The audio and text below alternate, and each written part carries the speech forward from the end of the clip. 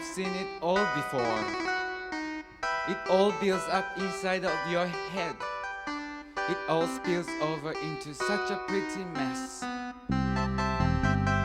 Hi, sugar cookie. Sugar cookie, cookie. Hi, sugar cookie.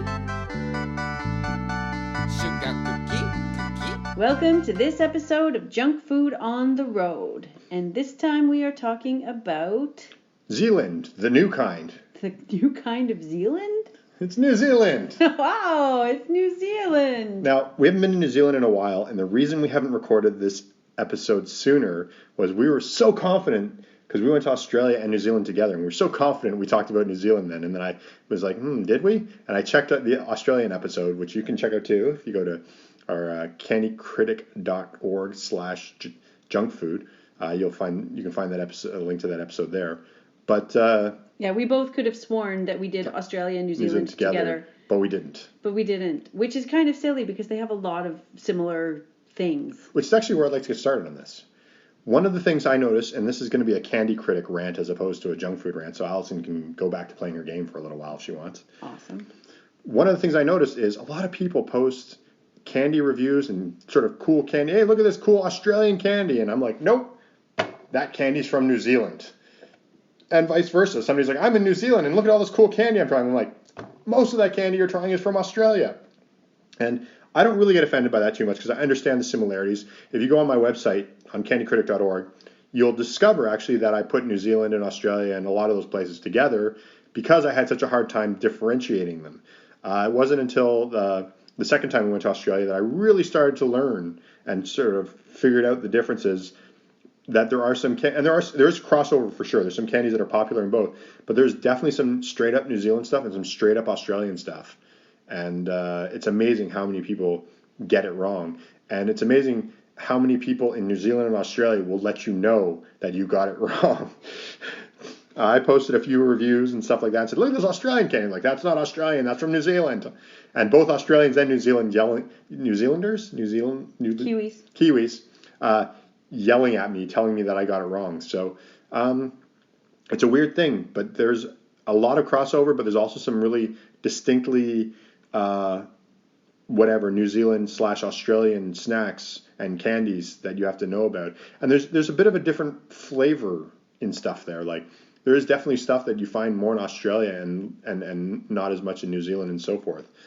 But that's my rant. That's all I'm going to talk about. This is going to be a short episode too because there's only a few. It's been so long. It's been so long. There's a few things I remember. And I mean, the first thing when we talked about recording this episode sort of in the past, the one thing that we remember was the avocado situation in New Zealand, which blows our minds. Yeah.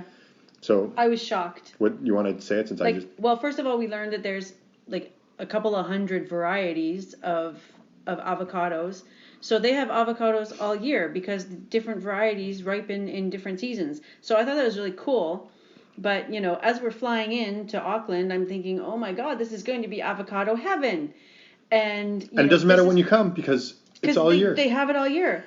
And I was like, there's no shipping to for 48 hours on an airplane to get to Canada and all this stuff. So it's going to be like super cheap. And fresh. And it was fresh, not cheap. Avocados are more expensive in New Zealand than they are in Canada. Seriously.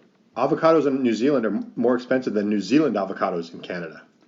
And how can that be? It was shocking to us how much we had to pay for avocados. Shocked.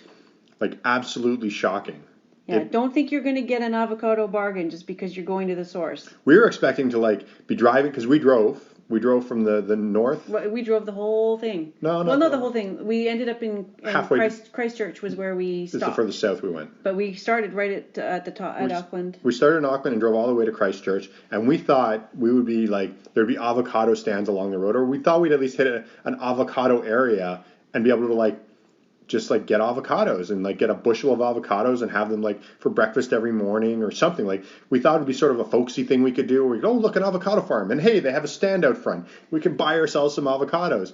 Didn't see any of those, and we thought, oh, well, maybe grocery stores. Maybe we get avocados there. Yeah, we could. Like $4 or $5 each avocado. Yeah, we were sadly like. I think we made some, like, they say that assuming makes an ass out of you and me, like, and boy, yeah, we made some pretty wrong assumptions when it comes to avocados in New Zealand. Yeah.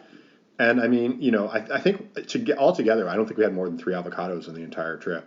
We had some really good avocados. They were good, but we really didn't get that many. No, like... Because we wanted to be able to fly home. We're not Bill Gates. Yeah. It's like, so stupendously expensive, and that was really disappointing. And, I mean, that's okay. Like, That's the deal. The price is the price is the price, and whatever the market will bear is, whatever, unless you regulate the crap out of it. And I don't know how New Zealanders feel about regulating the price of avocados. But...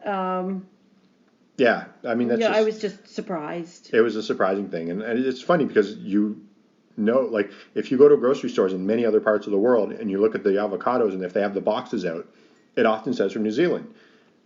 In many places, when you travel to the sort of place where it's famous, the idea is sort of like you go there and it's like, oh, it's abundant and cheaper. Yeah. But it's not in New Zealand. It's just not. So we were very shocked by that. Yeah.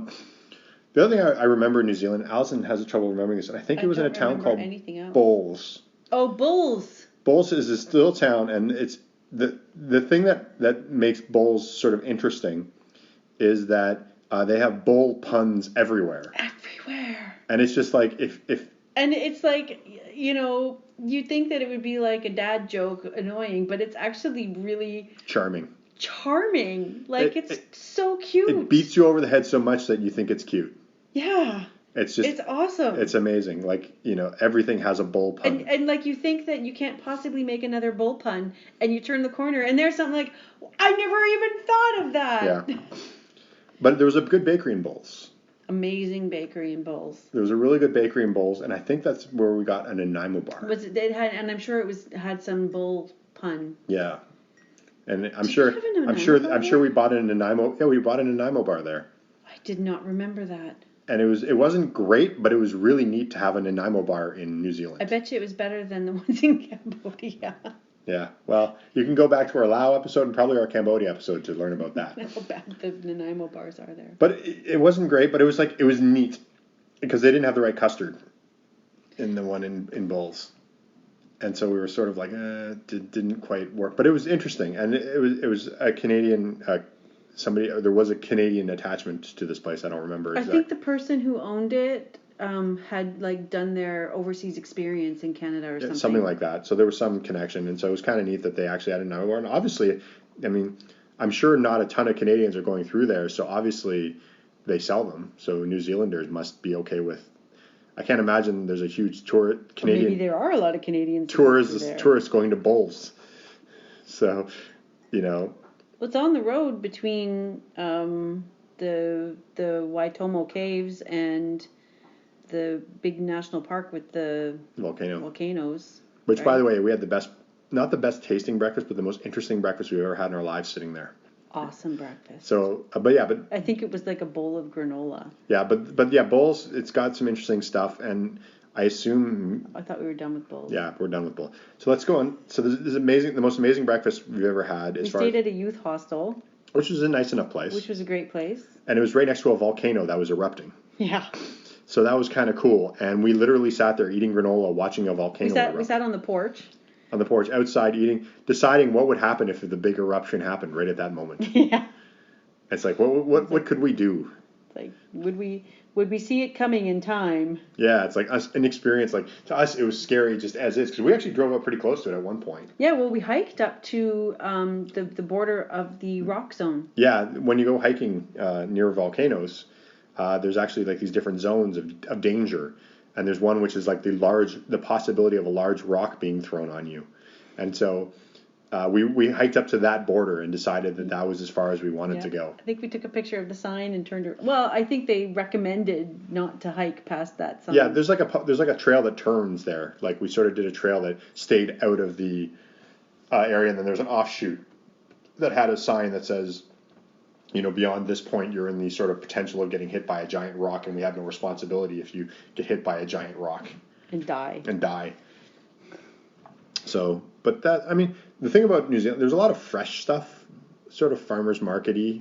It was really good. Yeah. I remember Christchurch. We had I don't remember specifically what we had, but I remember the food and the kitchen stuff, gadgets in Christchurch were quite good. We got our garlic press there. Yes, we did. So like there's coolest garlic press ever. I've seen them since in Canada. But the same kind. You know, I'd say the food's pretty Western standard. You know, you get your good McDonald's and you get your Burger King, which is called Hungry Jack's there too. In Australia, right? And in Australia too. And I remember we went to something Denny's-ish. We basically took an overnight flight. I do remember that. It was Denny's. Was it Denny's? I think it was at Denny's. We were blown away that there was a Denny's in... Yeah. Okay. Well, I just remember we were in Auckland. We had landed in Auckland. Oh, we landed in Auckland like late at night and rented our car and just stopped at the first motel we saw. Like, we didn't pre-book anything. And just sort of crashed out there. They had no restaurant, no breakfast, no anything. So we went into the city for breakfast and found this Denny's, or Denny's-like place. I guess it's a Denny's. Chris remembers. And then we're sitting there eating, and I realize it's like I am in a whole new country, and I know nothing about the tipping culture. So there was one other table of people in the restaurant. Businessmen. Like these businessmen having a business breakfast. There were 3 of them. And so I just walked up to them and I was like, "Excuse me, but can you tell me how tipping works here?" And apparently, unless it's like a super fancy restaurant with super duper excellent, like way above board service, you don't tip in New Zealand. So okay. I was like, okay. According to the businessmen. Thanks. According to the businessmen we talked to. Yeah. So we went with that for the whole trip and hope we didn't offend anybody. Yeah. If we did. Sorry. That's why. Blame those 3 business guys. Blame the 3 businessmen at the Denny's in Auckland. Yep. That's the way to go. And the thing about New Zealand is it's a very nature-heavy place. Like, we went to the caves and saw the glowworms. We swam with dolphins in the wild. We saw baby seals and stuff like that. So a lot of the food you're getting is like grocery store, just sandwiches and stuff like that. Because really, I'm sure there's great food, and the food that we did have was fine. But it's, the types of trips that are often go there, I think, are the types of trips that are often not restaurant-heavy. We had some really nice sandwiches. That sort of thing. Really, really nice sandwiches. Even on like the airplanes, the sandwiches were really nice. I think you get some good produce there, and so good ingredients. Yeah, that's the key. Good ingredients is the key. Yeah. I don't remember the junk food so much. there was Australian stuff, and and the New Zealand candy and stuff like that. But I think that's where we fell in love with avocado oil. I believe it is. And then we ended up buying it back in Australia instead of in New Zealand because I don't think we could actually find any there in the grocery stores we went into. Because we were staying in like these little tiny places. Yeah. We didn't really do much time in the bigger cities. Yeah, which is I think what you do in New Zealand. We went to Rotorua, which is where the volcanic activity is like a couple of inches below the surface, and so we saw like the bubbling mud, and we had a sulfur bath, and if you want to smell rotten eggs, which is kind of food related, that's the place to do it because everything smells like rotten eggs. And we put a significant number, and again we're getting off the topic of food, but we put a lot of our clothes in Ziploc bags before we went, and it still took a year to get the sulfur smell out of them, like multiple washings. It was worth it. Oh, it's totally worth it, and it eventually disappeared. Yep. Or we threw out the clothes. I don't think we ended up throwing I think we wore it out. out by the time. We wore, maybe. Yeah. But yeah, New Zealand's a fun place to visit, but don't go now because it's still COVID. Because COVID. And they have 0 cases now, I think. I don't know. They've gone back and forth. I don't know exactly where they are right now. But that's way off topic. Yeah. But I'm staying home and I'm not paying attention to stuff. Yeah. Well, thanks for listening to another episode of Junk Food on the Road. As always, you can follow us on Twitter @CandyCritic or go to candycritic.org and find links to all of our other social media, including Instagram, Tumblr, Facebook, all that kind of fun stuff. You can also go to candycritic.org not candycritic.org. You can go to patreon.com/candycritic, and there you can follow us, get extra bonus content. You can also subscribe to our mini comic, which is called Snack Facts, and depending on the tier you can get a digital copy, you can get access to our archives, and you can even get physical copies mailed to you, which would be kind of cool. You can also, if you're interested in snack facts, just go to candycritic.org/snackfacts. You can order back issues there. You can order the current issue, and of course, you can get the link to be able to become a patron and get the subscription. So thanks for listening to another episode, and we'll see you next time. Bye. It all builds up inside of your head. It all spills over into such a pretty mess. Hi, sugar cookie. Sugar cookie, cookie. Hi, sugar cookie. Sugar cookie, cookie. Two small girls in a house made of sticks. Jello on the table. Peekaboo, I love you. You make the sunshine. At a picnic, mustard, ketchup hides my shame. Feathers, fluffy, fantastic. Yummy, yummy, yummy.